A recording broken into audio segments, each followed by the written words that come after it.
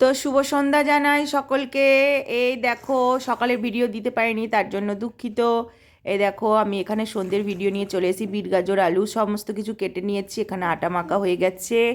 এই দেখো মানু এখানে গাড়িতে রয়েছে, মানু সব সময় ছটপট করে। আর আমি যে সমস্ত কিছু রেডি করে নিয়েছি ওর সামনে বসে বসে, এবার ওকে একটা কার্টুন চালিয়ে দেবো ফোনে, চালিয়ে দিয়ে আমি রান্নাঘরে চলে যাব। তো দেখো আমি এখানে রান্নাঘরে চলে এসেছি। এই যে এখানে বিট গাজর আলু তারপর ফুলকপি সমস্ত কিছু দিয়ে ভাজা করে নিচ্ছি, কারণ শীতকালটা আর বেশি দিন থাকবে না, চলে যাবে, সেই জন্য বিট গাজর আর পাওয়া যাবে না।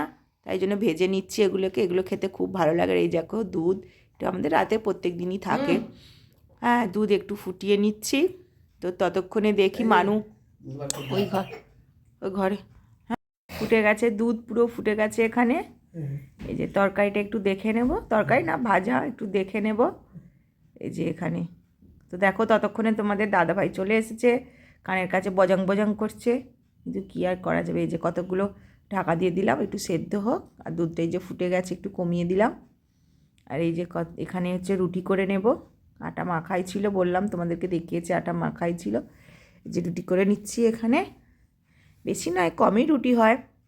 তো রুটিগুলো করে নিই। এই যে ফোনটা ঠিক করে রাখতে গিয়ে তো একেবারে ধপাস করে পড়েই গেল।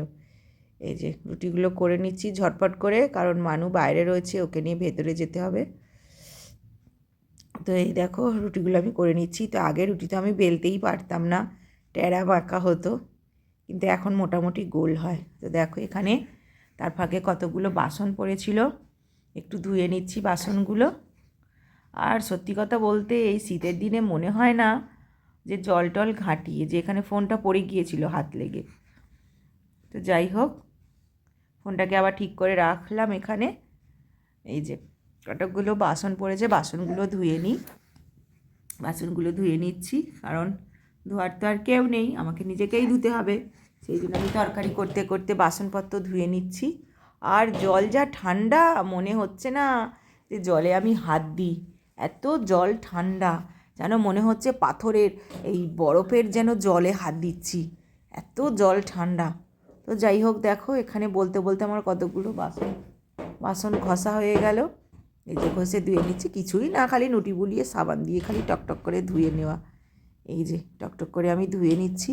ততক্ষণ ওইদিকে তোমাদের দাদাভাই বসে বসে কত রকম গল্প শোনাচ্ছে, তো শুনতে শুনতে আমার কাজও হয়ে যাচ্ছে ঝটপট করে। তো এই দেখো বলতে বলতে আমার বাসন সমস্ত কিছু ধোয়া হয়ে গেছে।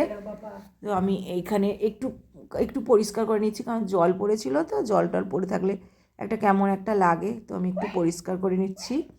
এই দেখো, আর বেসিন টেসিনগুলো একটু পরিষ্কার রাখলে নিজেদেরই ভালো লাগে, নইলে তেল চিটচিট করলে নিজেদেরই ঘরের মধ্যে তো একটু কেমন দেখতে লাগে, তারপর একটা গন্ধ ছড়ায়, উনি পোকা হয়, সেই জন্য আমি একটু পরিষ্কার টরিষ্কার করে নিচ্ছি। দেখো এই যে একটু পরিষ্কার করে নিচ্ছি, কারণ আমার সকাল হলে নইলে করতে এগুলো সমস্ত কিছু দেরি হয়ে যায়, মানুষকে নিয়ে নাড়াঘাটা করতে করতে এগুলো আর হয়ে ওঠে না, তাই আমি রাতেই বেশিরভাগটা সমস্ত কিছু ধুয়ে ধায় রাখার চেষ্টা করি।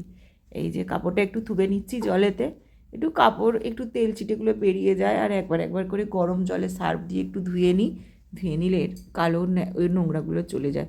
তো এই দেখো রান্নাবান্না হয়ে গেছে, এখানে ঘরে চলে এসেছি। এই যে মানুর এখানে খাবার তৈরি করে নিচ্ছি, কারণ খিদের জন্য কাঁদছিল। দুধ রুটি রাত্রিরে দিই, দুধ রুটি। এই যে মানু এখানে খেলছে ডিব্বা নিয়ে। তো চলো, কেমন লাগলো ভিডিওটা জানিও। Tata, good night.